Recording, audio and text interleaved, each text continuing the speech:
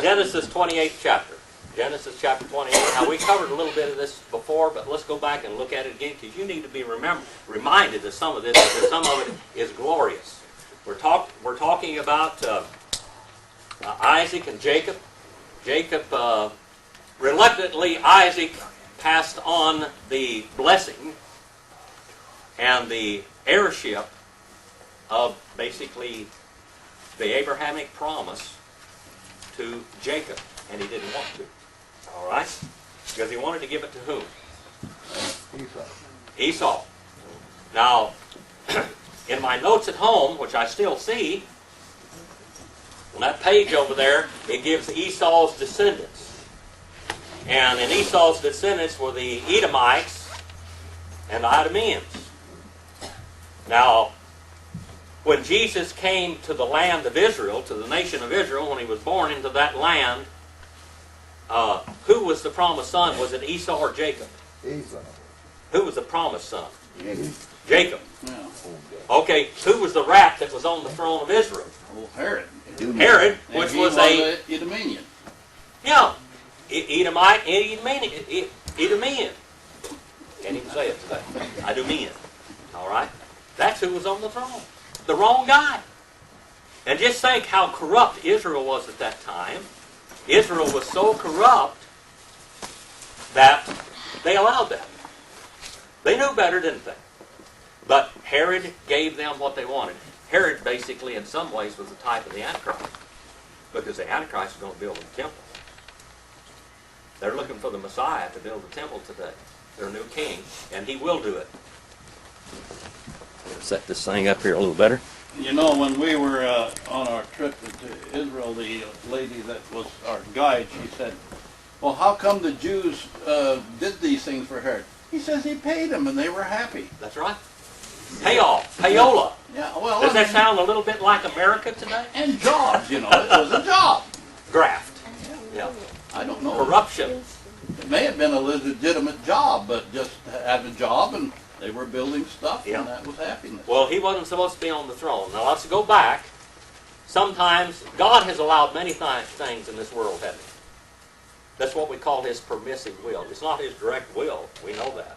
But God permits everything. One guy said, I don't believe in God at all because of all the disease and all the storms and everything that's going on in the world today. And I said, then don't blame it on God.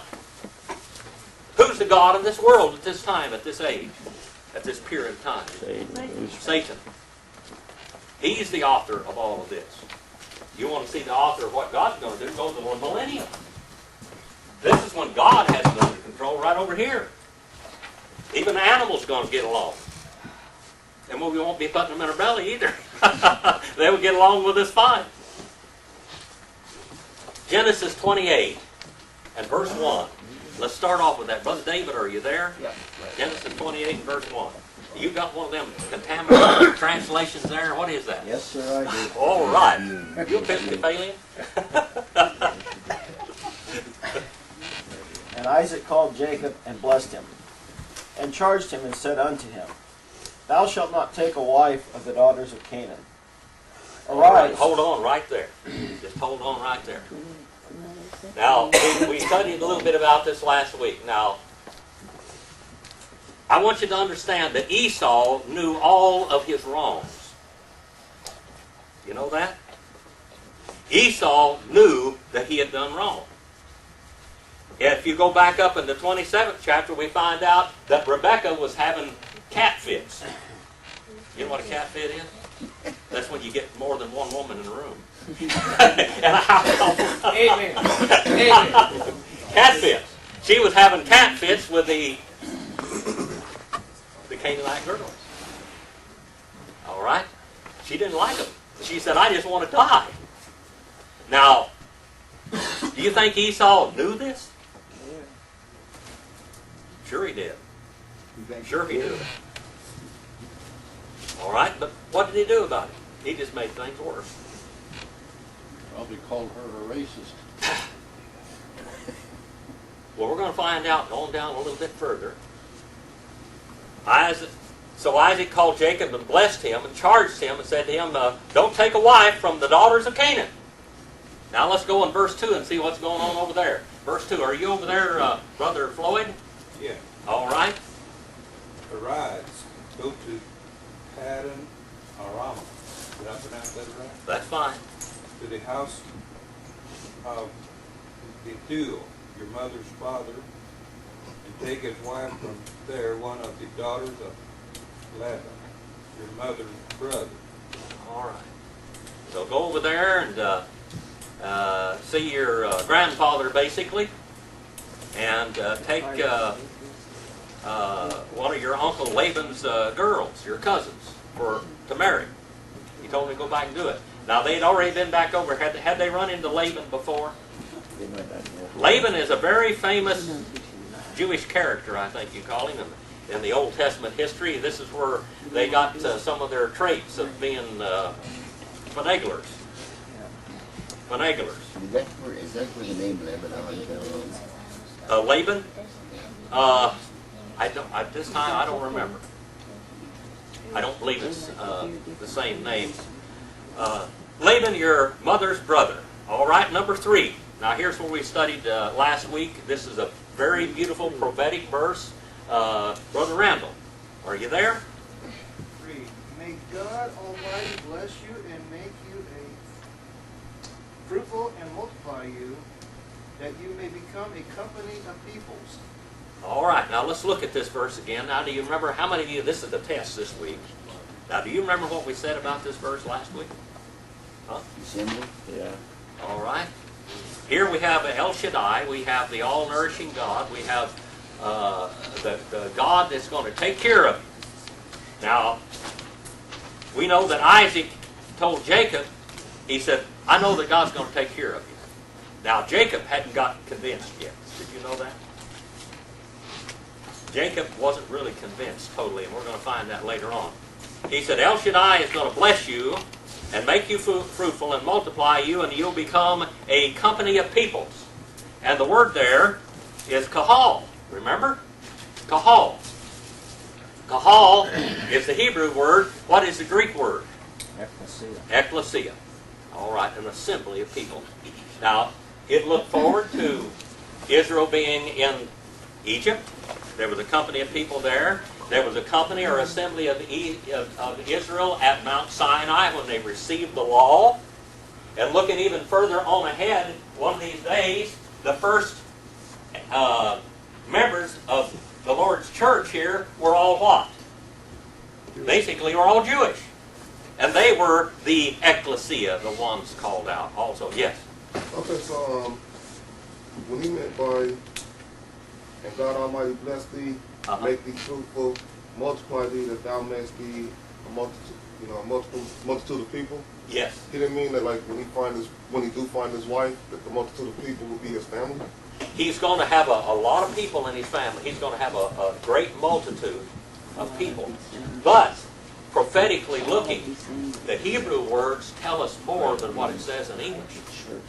All right? The Hebrew words tell us that down in Egypt there was a great assembly of people that came out of Egypt. And that great assembly of people stood before Mount Sinai and received. God blessed that assembly of people in Egypt because of what? Why? Abraham. Abraham. The Abrahamic promise. That promise is indelible. That promise is permanent. That promise is like your salvation. When you're saved by grace. All right? And God permanently does that job. When God promised Abraham that he would bless him and these people, Israel as a nation, there were sometimes, as Israel, there were some what we call conditional covenants, but this one is not one of them. This is going to happen, and this is proper. This is prophetic. It said they will become a great assembly, and God took that assembly out of Egypt. He talked to that assembly in the wilderness of Sinai, and he fed and watered that assembly through all of the wilderness journey. And then he took that assembly into the land of Canaan later on. They spread out there. And then, of course, in the future, also, this would be his ones called out during his ministry, when he would call them out. All right? Let's go on a little bit further in verse number 4. And let's see the story, the rest of the story. Brother Mike, are you there? May he also give you the blessing of Abraham to you and to your descendants with you, that All you right. may possess the land. Hold on now. He's what is he doing here now? The blessing of Abraham. He says, you are the heir. That's what he's saying. You are the heir. Now you're going and you're going to leave this land. Now God promised you this land, but you're going to leave this land. And did he have any descendants yet? Did Jacob have any descendants yet? Did he even have a wife? No. Didn't even have a wife yet. He's going to have a wife. He said, a blessing of Abraham to you and to your descendants with you, that you may possess the land of your wanderings, which God gave to Abraham. Now, first of all, he's going to go and he's going to stay back over there, basically in Mesopotamia area, for quite a few years. But the promise that Isaac gave him is that you're going to possess this land someday. Remember that. Now, this was quite a story. How many of you have children? All right, you have Depends on children. what day of the week it is. Oh, okay. Just sort of what day of the week it is or how they're acting. Some days no, some days All yes. right. Okay. Well, we have children. Now, if you told your child, my wife had an uncle that was a character, Uncle Bud, and I knew him, and my father knew him many, many years ago, but he was a jokester. And he told his children that he had how much money for every one of those boys? Girls? How much? $100,000 apiece for them. He didn't have any $100,000. But he told them that one of them went out there before his daddy died, he bought him a brand new truck. And when he died, there was no $100,000 and he had a walleye clipped and filled. There was no money. But now, every one of these children here, they died without receiving that promise. I want you to understand, they died without receiving that promise. Never had it. But they believed that sometime in the future that God would give it to them. Do they have it today? Do the descendants have that today? Part of it. Just a little bitty piece of it. They don't have the promise land. No, but they believe it more today than they did then. Yeah. They have a little piece of it. There for a long time, they weren't even in the land. They weren't even in the land. Now, I want to tell you something about this promise of Abraham's promise. We have a promise too, don't we? Now, it's not realized yet. But God promised us a city whose builder and maker is who? God. God. And the streets are like what? Gold. Gold. And the foundations of that city are what? Jewels. Jewels. Precious jewels. Precious jewels. Precious jewels. And the gates are made out of what?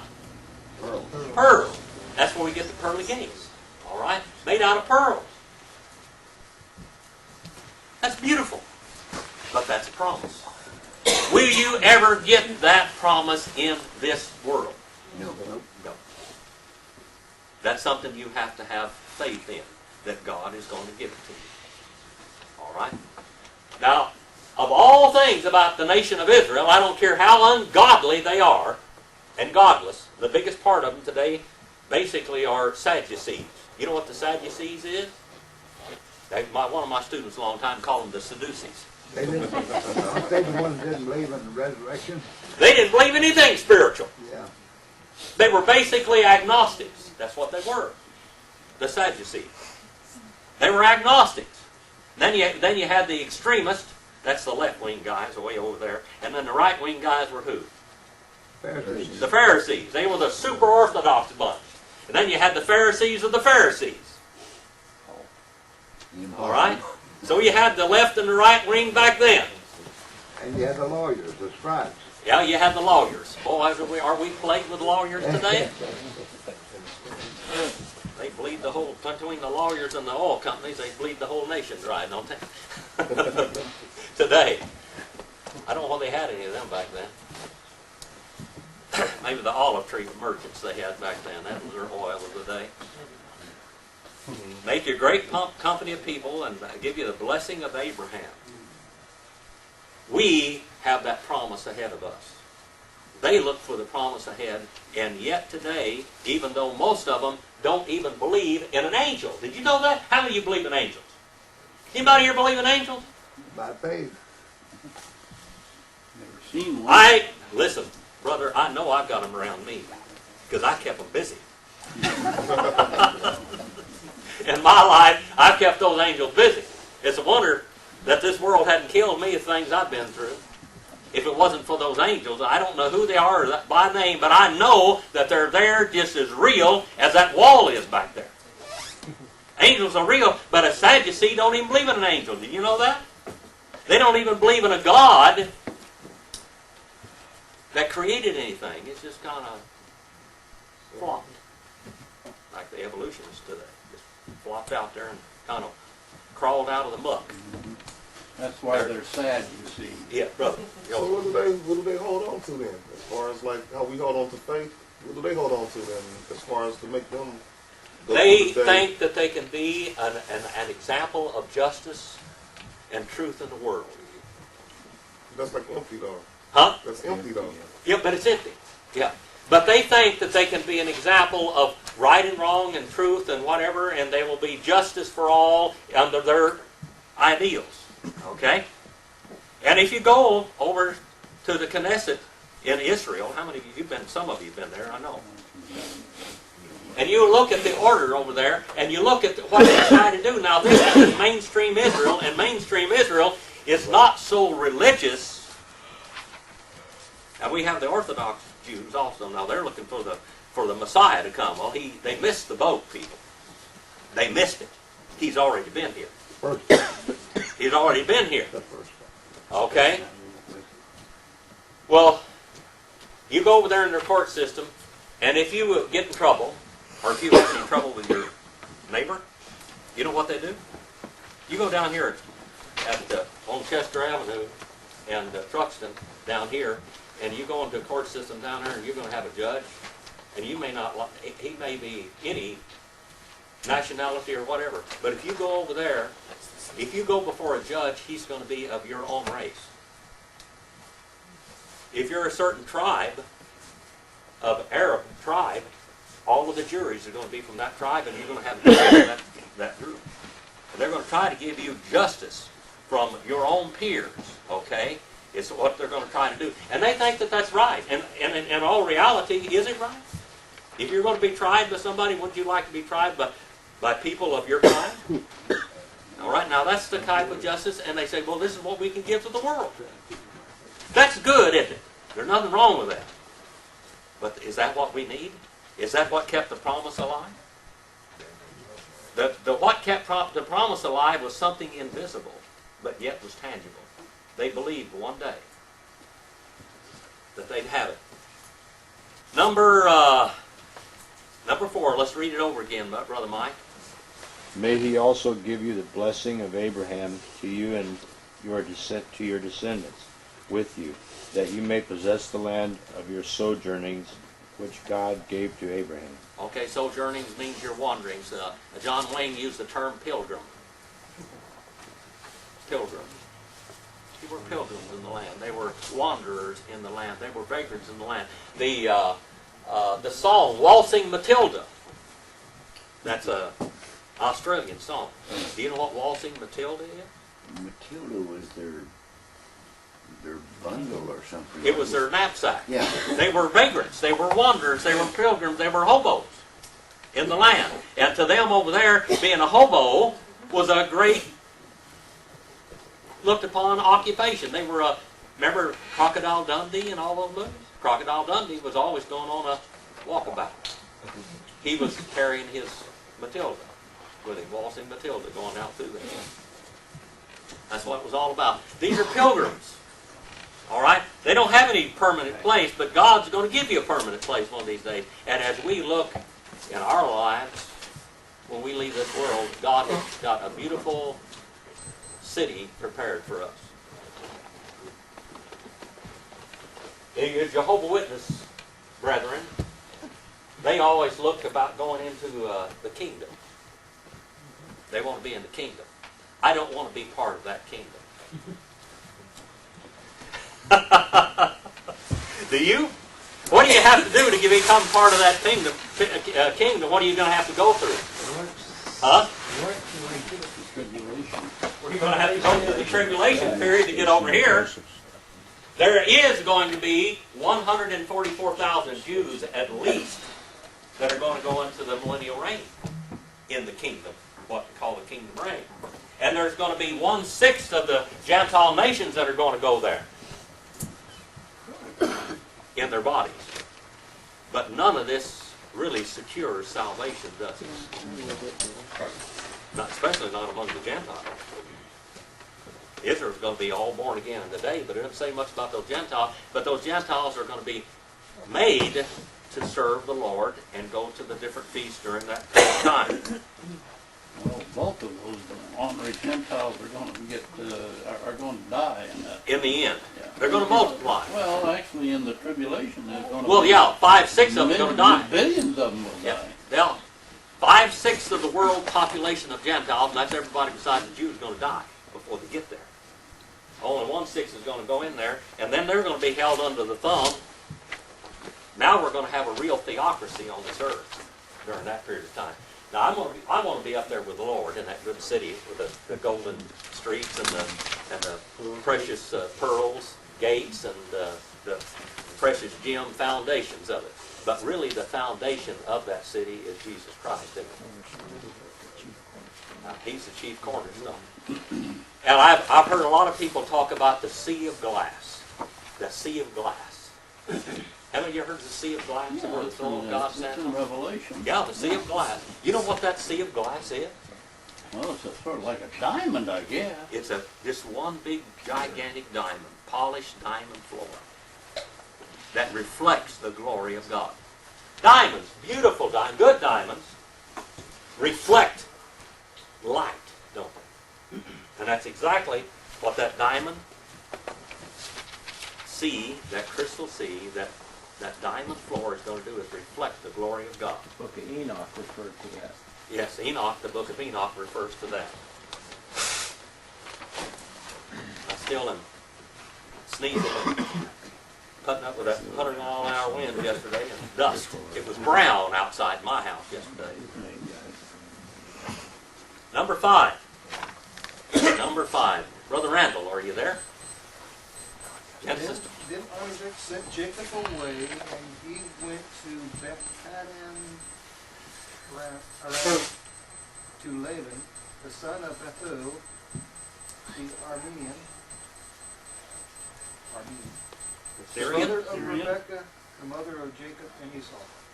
All right. Mother of Jacob and Esau. Now, so there he goes over there to Laban. Could I ask a question?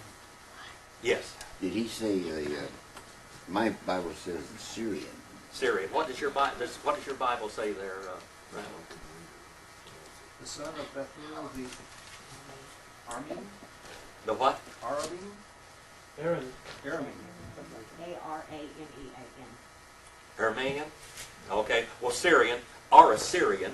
Syrians are also Assyrians. Okay, that's that area. That's where Damascus is, and that area, that's what we're talking about. All right. The brother of Rebekah and the mother of Jacob and Esau. Now, number 6. Number 6. Let's look at that. Brother, Sister Kathy, are you there? Yes. Okay. Now Esau learned that Isaac had blessed Jacob and had sent him to Padanaram to take a wife from there. And that when he blessed him, he commanded him, do not marry a Canaanite woman. And that Jacob had obeyed his father and mother and had gone to Padanaram. Now, just look at this. Now, do you think that Esau knew what was going on? Remember what we talked about that a while ago. How many times do you have to know the truth to adhere to it?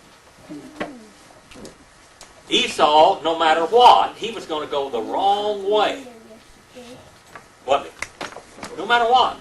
He saw his brother. This is the one that he doesn't like. Because his brother, his name, what does Jacob mean?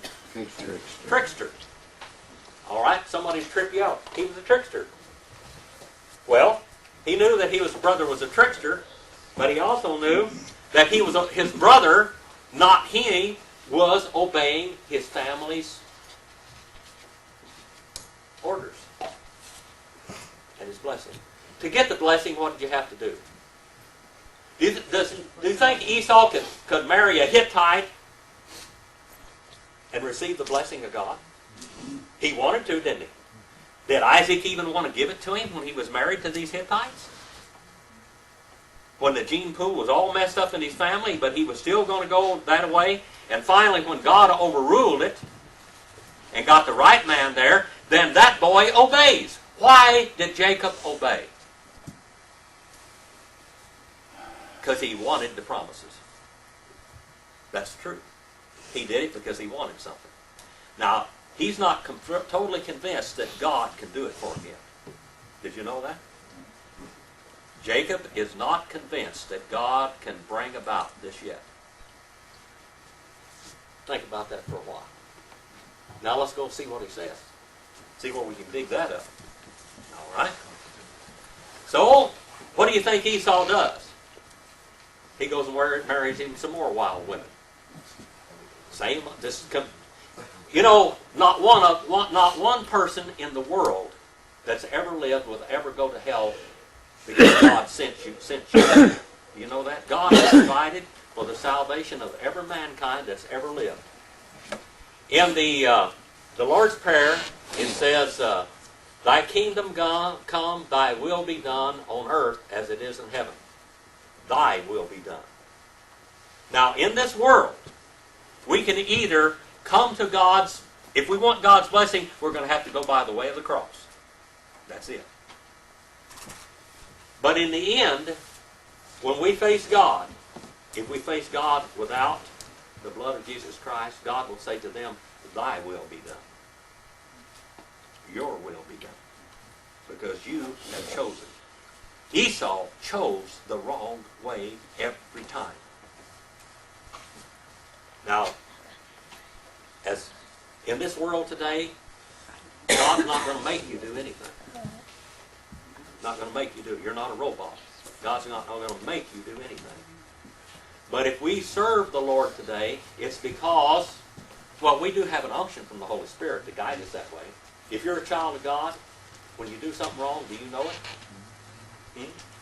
God just kind of does that. Brother Walt. There's that verse in Hebrews that says, "If we sin willfully after the flesh, there remaineth no more sacrifice for sin." Yeah. Well, the book of Hebrews, and by the way, we're going to do the book of Hebrews on Wednesday night pretty soon from Greek. There are some beautiful teachings in the book of Hebrews. Some beautiful teachings. Some of our sins are hamartiogenic, called illness, and hamartiogenic calls death. And what does that mean? Miss the mark. Huh? Miss the mark? No. Hamartiogenic called illness, and hamartiogenic called death. In 1 Corinthians, it said, Paul told that church there, because they were disobeying God, some of them were sick. And some of them got killed. And I'm not saying that all sickness is caused in a child of God because of sin in your life. It's not. When we're born in this world, we're born to die, people. But sometimes when we go the wrong way, belligerently, God cuts us off because He won't allow us or make His Spirit live in a person's body that is going the wrong direction all the time. Now, Esau was a man that was after his own appetite. His God was in his belly. Yeah, but he knew, he willfully rejected it, and there was no sacrifice on it, even though it was provided. That's right. That's basically what that He is. would not will. He did not will. He did not want to. All right? And so let's go on down here a little bit further. Jacob obeyed his father and his mother and had gone to Padan Aram. And now let's see what number 8 says. Number 8. Who's got that? Number 8. Genesis 28 and verse 8. Are you there, Brother Rex? Are you open? Okay. Also Esau saw that the daughters of Canaan did not please the father Isaac.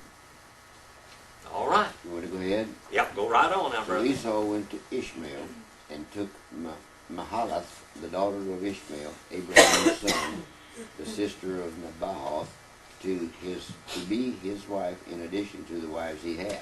All right, now let's look at this situation. Boy. What rebellion. Now what happened with Ishmael? He died. Huh? What happened to Ishmael?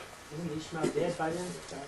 No, well, let's go on. What happened with Ishmael in Abraham's life? Abraham had two sons. Abraham had two sons. He had what? Who was his first son? Ishmael was the first Ishmael. son. And that was a child of the flesh, wasn't it? Yeah. Child of the flesh. Let's look back at the story. God had promised Abraham that he was going to become a mighty nation. And that he had promised him. And who was his wife? Abraham's wife. Sarah. So where would you expect the seed to come from? Sarah. Now she was old, all right. So was he. But God promised him. Now, did Abraham believe God totally at that time? No. And they got pretty old. And just look at the mindset of these two old codgers. Right? They're sitting around there, and Abraham says, well, you know, God promised us a mighty nation would come out of my loins. And Sarah jumps up and says, well, you know what? I've got a young girl over here named Hagar. She's an Egyptian. And I know that that girl can bring forth a child, and if you go into her and marry her, since she's my slave, that child's going to be mine. So you go into her, and you bring forth seed from her, a child from her, and we'll have a son. That'll be the heir. But is that what God told him? I think Esau kind of took after Abraham in some ways. Sometimes your children take after your bad traits, don't they? That's hard to say, but it is. Sometimes your children take after your downfalls.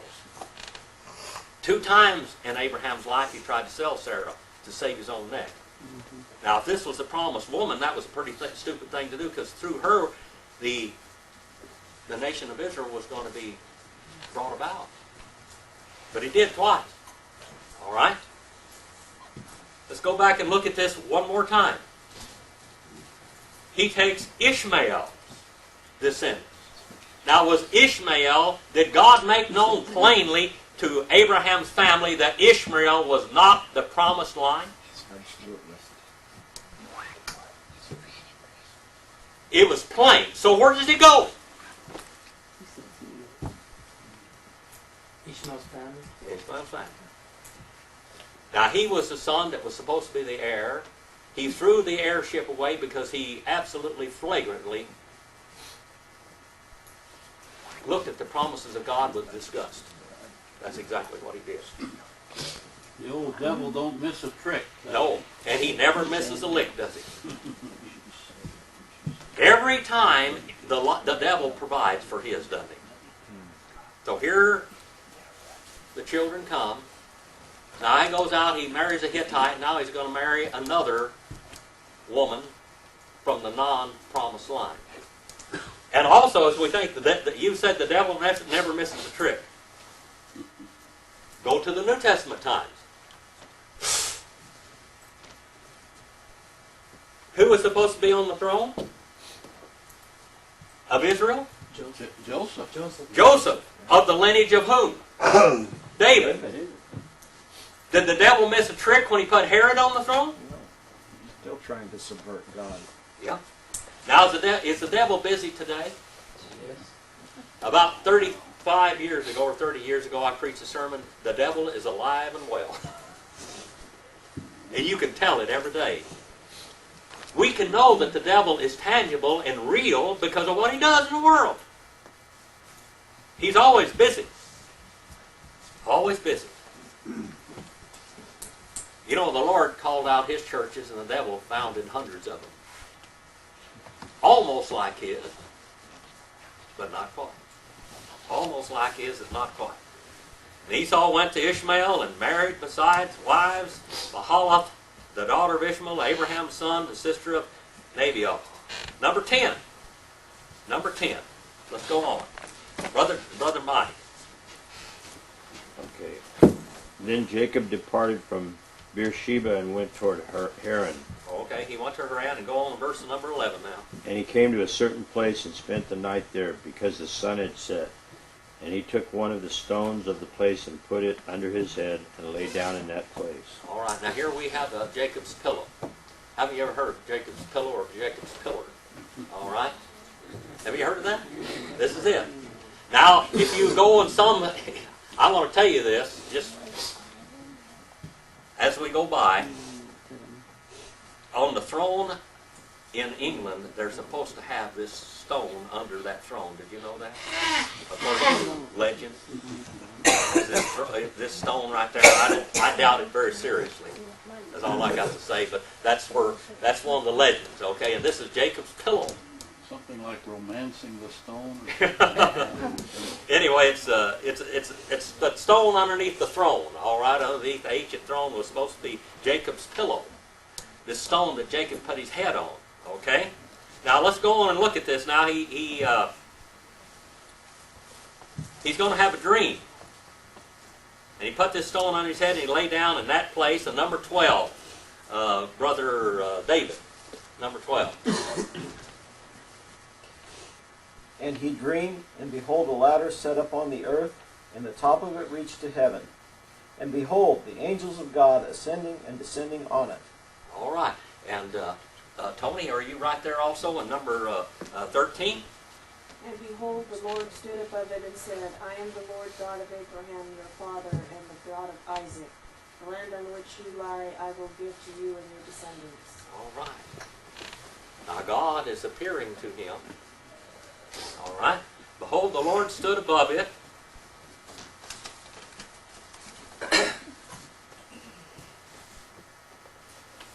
See if I can go over here in Hebrew and look at this. If I can find it in the right place.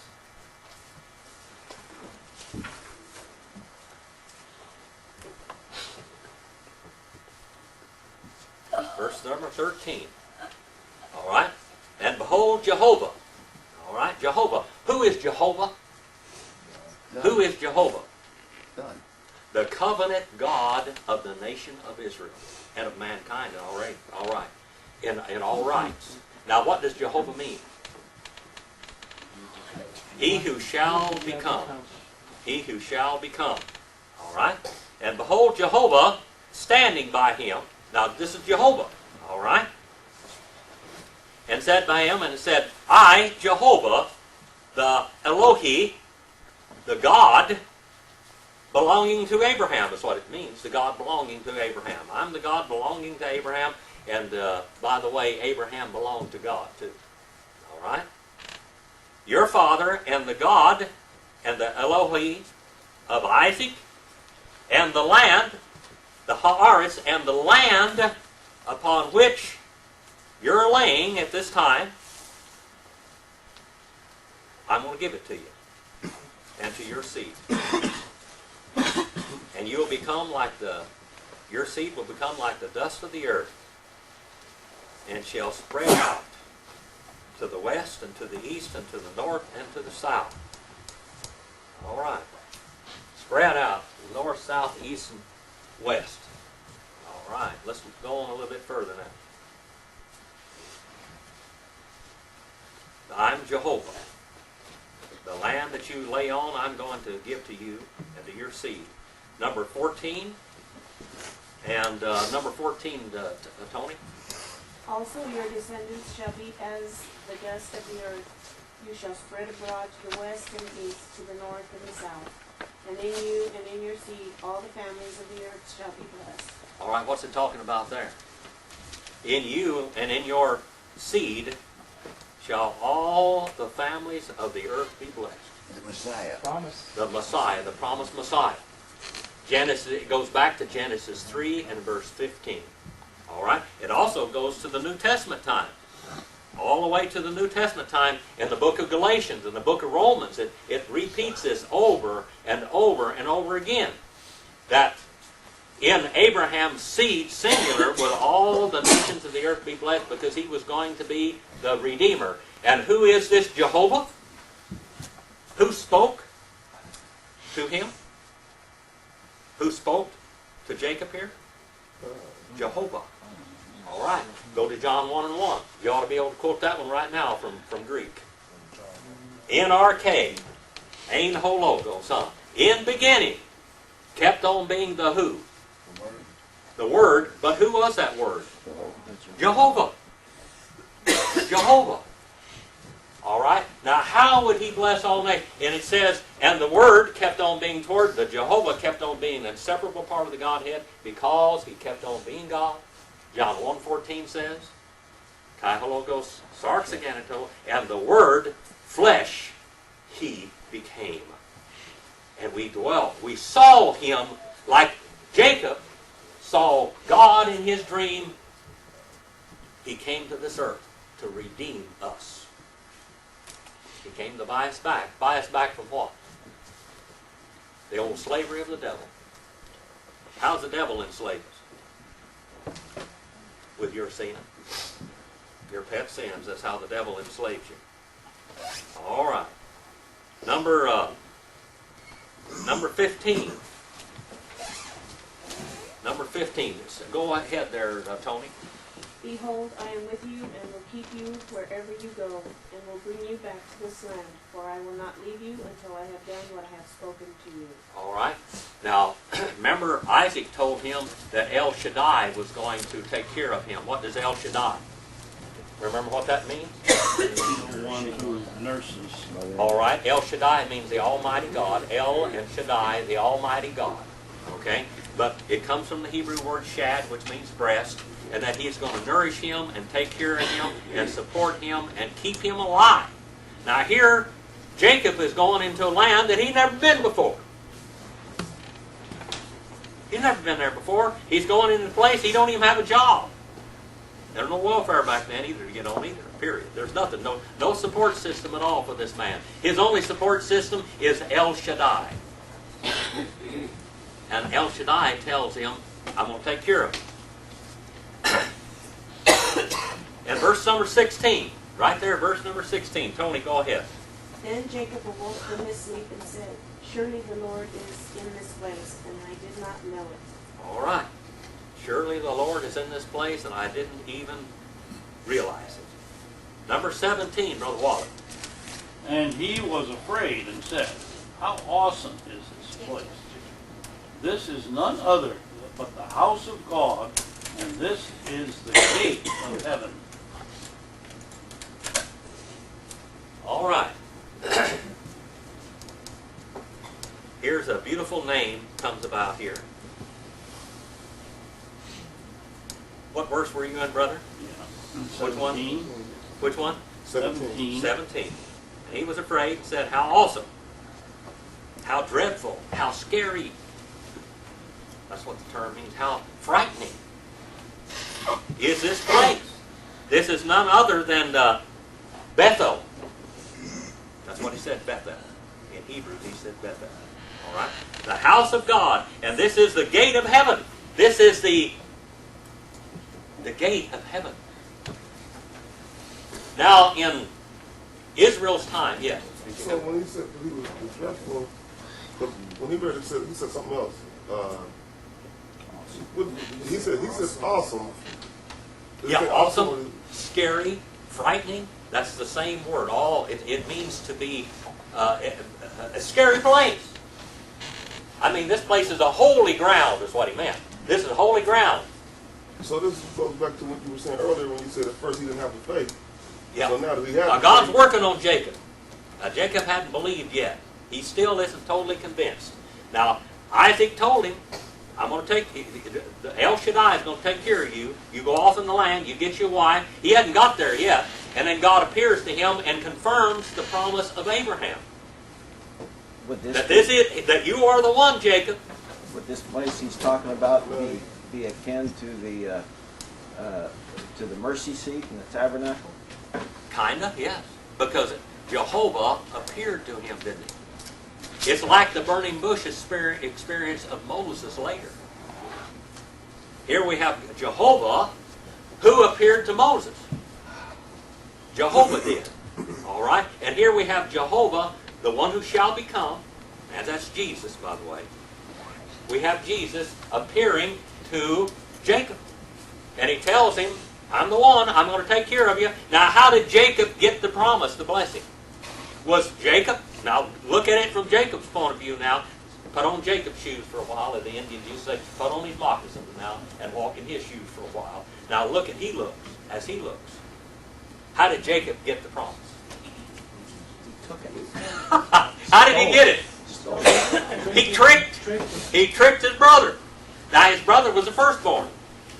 Now, do you think, since he's got the promise now, since he's legally got the promise, okay? He's nervous that he might mess it up. He's not quite sure when he spiritually got the promise. Because he tricked to get there, so he's like kind of unsure if he's... Well, he doesn't know whether God's going to honor this. Well, he didn't wait on God to give it to him. No. He didn't wait on God to give it to him, but God worked through his mother and through the goat suit. Whatever he had, yes. But even though he tricked, okay, you're saying that he tricked was Esau, right? What? His brother was Esau. He tricked, right? Yeah, he tricked Esau. But really, even though he supposedly tricked Esau, Esau was like, I don't care anyway. I'm just going Yeah, Esau didn't care, but he wanted it. But right then, he was hungry, so nothing mattered. So he despised the promises of God and sold out his birthright for the cheapest commodity in the land of Israel. So now he did it all right, but Jacob, he didn't have. He got the physical birthright.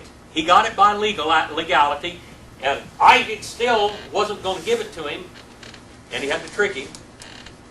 But Jacob didn't know whether God was on the scene at that time or not, and whether he realized that, do I really have the birthright? It's like a Is this really mine? He wasn't believing yet all the way. Okay. Well, no, he put up that rock and poured oil on it. Now that's coming. God's working on Jacob. God's working on Jacob one step at a time. All right. Now God tells him, "You're the seed. You do have the promise, Jacob.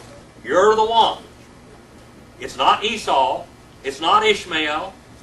None of those have the promise, but you have the promise. You're going to be the one." All right. And he called the name of the place the house of God, Bethel. Okay, that's where the name Bethel comes from. Bethel, Beth. How about Bethlehem? Bethlehem. All right, that means the house of bread. Beth, okay. The first and second letters of the Hebrew alphabet. The first letter of the Hebrew alphabet is Aleph, and the second one is Beth. All right. Aleph stands for head, like the head of the family, like the father. All right. And Beth stands for the home. And the head of the home is the father, and his name is Abba, by the way, in Hebrew. All right. So there we have it. Well, we're just about finished here. And he called the name of the place Bethel, the house of God. However, previously the name of the city was Luz. So we got that. Now there's where we're going to quit, right there on verse 19 this week. Do you have any other questions before you go on? Did you learn something? All right. Did you get a little something? God's working on Jacob. He's trying to build his faith up and let Jacob realize that you are the promised son. And I'm going to take care of you no matter what happens. All right. Brother David, where are you? Thank you for your attention. Thank you for coming today. And Brother David, come up here and let's have our prayer request. Okay, on our prayer list today, Anna would like us to continue to pray for her health. Lawrence would like us to pray for his unborn child and to be healthy. Amanda would like prayer for family and friends and safety during the rainy season and driving. And Dave would like us to pray for his children to repent and also for his health. Terry would like prayer for a safe trip to Israel, March 6th. The group of John Shirley is going there and help for everybody. Mike would like prayer for better results on his cataract surgery. And going to have Thursday. And Joseph would like prayer